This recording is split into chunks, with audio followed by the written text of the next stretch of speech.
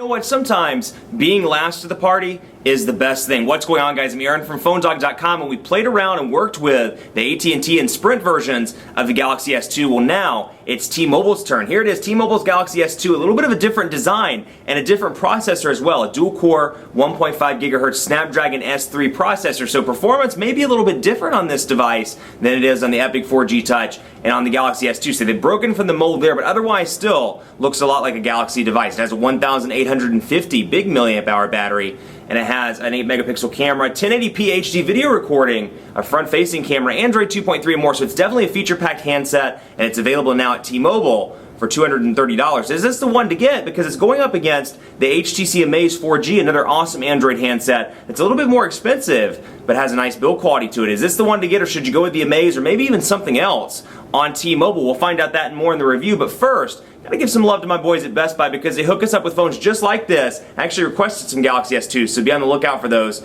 for use in our One Ball Bandit game. When you walk into Best Buy Mobile, you don't have to deal with rebates. I hate rebates. I hate paperwork. I hate those stupid debit card things they send because honestly, I just want to check to go into my banking account. But you don't have to worry about that with Best Buy Mobile. You don't have to worry about rebates, anything like that. The instant prices are posted, and when you walk out that door, not dealing with any paperwork. It's pretty cool. Enough of that, let's get into it.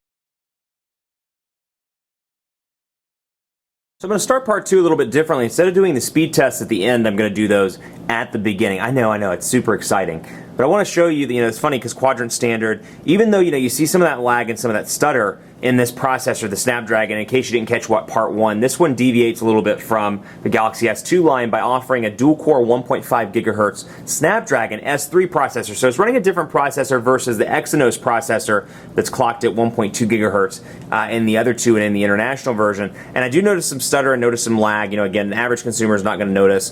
It's going to be perfectly fast to them, but I do notice that on this one.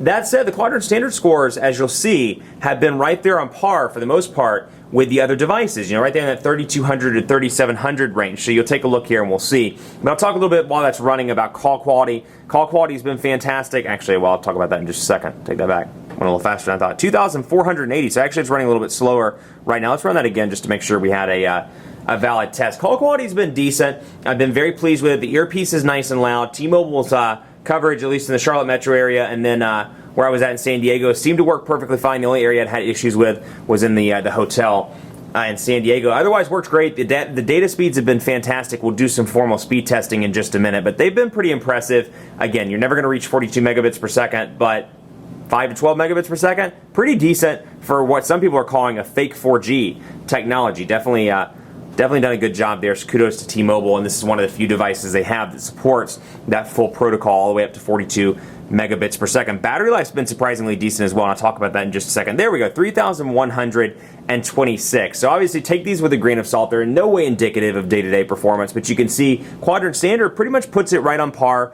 with AT&T's Galaxy S2 and with Samsung's Epic 4G Touch. So it's interesting to see those little slowdowns and kind of those little stutters that you'll see from time to time if you really watch this review. So we'll go into speed test here and take a look and see what we can get on the network side. I'm going to show you some of the results here as well. You can see some of the results that I did between San Diego and between Charlotte. I've reached speeds between about 5 megabits per second. You can see some lows here, 4.94 megabits per second. Some highs in San Diego, 7.6. Actually, I think I was back in Charlotte with that one, 7.64. But you can see some San Diego stuff here in the 4s and 5s. And then you can see down here some Charlotte speeds, 10.22 megabits per second. And I must have deleted it when I got the, right out of the box within a couple of hours of getting it, I had one that was 12 megabits per second. So, again, decent speeds for HSPA Plus. I've been very impressed, but we'll run one right now and take a look. And I'm in Uptown Charlotte right now, literally in City Center. And that'll be interesting to see what the speeds look like. I've been very impressed. Now, the battery life has been decent on this device as well. It has a 1,850 milliamp hour battery. Is it going to make it all the way through the day and into day two without a problem? No, but I will say you should be able to make it with moderate use about a day before it requires a charge. I found that the big screen doesn't necessarily require a much bigger battery like this one has in comparison to the AT&T version. So it does wow, that's really terrible. I don't know why it's doing that, but we'll take a look and see. You can see the results. I promise they've been much better than that, but perhaps it's just a fluke. But battery life's been pretty decent. Moderate use for me, text messaging, calling, doing things like that. I've made it through a day pretty easily on this device. Now, like the other Samsung devices, it does take some time to charge. You're going to need a full couple of hours to get it from 0 to 100%. And for those people like myself that thrive off the 15-minute charges, this device isn't going to cut it. You're not going to get enough charge, in a 15 or 20-minute charge between meetings. So something to keep in mind as well. So loading up now, and those are really terrible speeds. Not sure what's going on right there. Well, we'll take a look here and wait for it to load back up. Now, speed test has been having some issues. We can switch the server around as well, but you can definitely see, speeds have been, that's very inconsistent, or very unlike the norm. Speeds have been perfectly fine on this device. Now, it has an 8-megapixel camera and has 1080p HD video recording. If you want to see that recording, check out the YouTube channel, check out phonedog.com, and search for it. But I will show you the 8-megapixel camera, and we'll bring in, what are we going to bring in to, since we're going to do this dogfight next week, we'll bring this one in. The HTC Amaze 4G, and actually I want to put it, tell you what we're going to do. We're going to put it on the tablet so we can get a black backdrop there and kind of get an idea of what the colors look like on this unit. So there it is. Zoom in. And it does not have a physical camera button, so you can or press the device down or press the button down to focus in, let go of it to take the picture, and you can see over here editing options, which include shooting mode, scene mode, exposure value, focus mode. You get a bunch of options to change the resolution, the white balance, and more. So a lot of options here. You can flip the camera around, and then you can turn the flash on and off and automatically migrate from camera to camcorder as well. So again, a decent camera. And Galaxy S2 does a very good job, at least on the Android side, of taking pictures. I've definitely not been disappointed on this, and you can see what it looks like in the gallery as well. So good look there. Even when zoomed in, you can clearly see the HTC logo. You can see with HTC Sense there pretty clearly. And all a very good camera that I've been pretty impressed with. It's going to be great for day shots, pretty decent for night shots, and when you're in a low lit area, it should be fine as well. And I want to show you the phone and the contacts as well, because I love how these differ from Galaxy S device to Galaxy S device. Down here, you're going to notice there's 4 buttons instead of 3. First of all, you have a call button on the left, you have your voicemail, you have text messaging, and then you have delete. And one thing I found is when I dial a number, and I'm not going to dial it because for whatever reason there's some contacts in here that aren't mine. So I'll dial 611 for example, I'll hit, and my hand defaults down here to the middle. That's where I've always imagined the button to be, and with most of the devices I've worked with, it's usually in the middle. I mean, you look at like HTC Sense, not to compare in preparation for the dogfight, but you can just see in comparison here, calls always right there in the middle as opposed to this. So by habit I dial 611, I go to press this, and I inevitably end up hitting voicemail or text messaging. That's the only minor con I can think of. But up top you have logs, contacts, favorites, and groups. And I want to show you, none of these contacts are mine. Abogado Arturo is not my friend. I'm sure he's probably a nice guy, but he's not my friend. Alex, Ariel, none of these are Billy. Now Billy Bob is my friend. Billy Bob is one of mine, and you can see here in the TouchWiz 4.0 interface, you have the ability to see info, history, activities, and media as well. So you have call home, you can text message, you can make phone calls, and of course it'll show the address down here and notes. Apparently I said hey BB at some, oh hey Billy Bob, I get it. Aha, Billy Bob. And then my contacts, and the fact that it's set to a default ringtone. So again, pretty predictable here. Nothing really different from the Galaxy S2 devices, but I wanted to show you this in comparison to perhaps you're coming from a Sense device, or you're coming from iOS, or you're coming from Motorola's UI.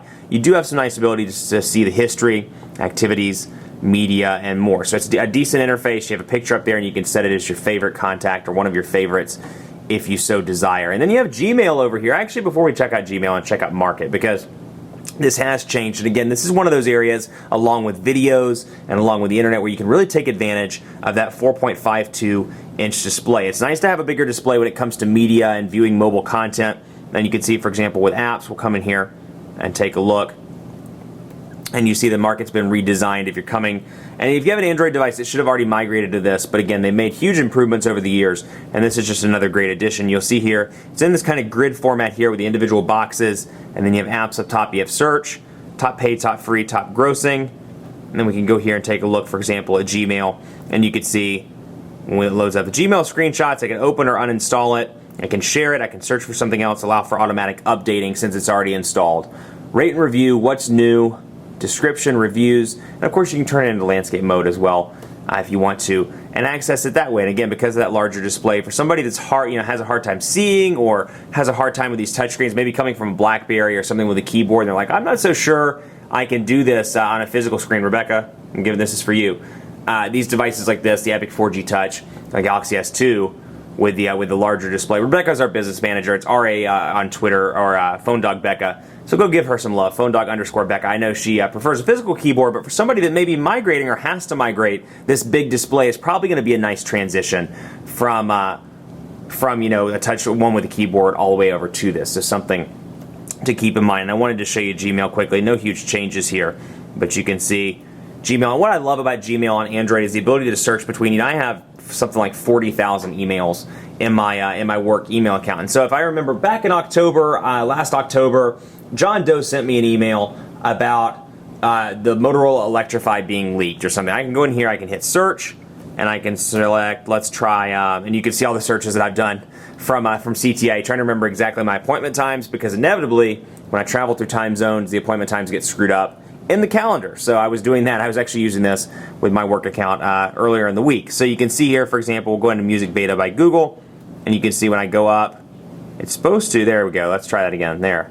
The header is supposed to stay at the top, and then of course, you know, it shows me who sent it to me, and then I can show the pictures, and I can use it in portrait or landscape. So when you're doing something like email, and I can't harp on this enough, email, web, you're doing videos, it's really nice to have that big display. And all in all, you know, even though it is a pretty big display, you look at it in comparison to something like the iPhone 4, the iPhone 4S, you can say, I gotta get used to saying iPhone 4S. You can see it is much bigger, but still, because it's a thin device, it's relatively easy to fit in the pocket and you don't really notice the added heft. So all in all, it's a great device. It's going to be interesting to pit this device up against the HTC Amaze 4G next week, so be on the lookout for that. But you know, T-Mobile Galaxy S2, it's $230, so it breaks that $200 price tier that we're familiar with and we've known for a couple of years on all the carriers. So it's a little bit more expensive. I do think it's worth it, but keep in mind, if you're a diehard enthusiast or if you're you know, you're a big Android person, you are going to notice a difference coming from the unlocked Galaxy S2 and as well as T-Mobile's, or well as AT&T's and Sprint's in comparison to this. That Exynos processor just runs better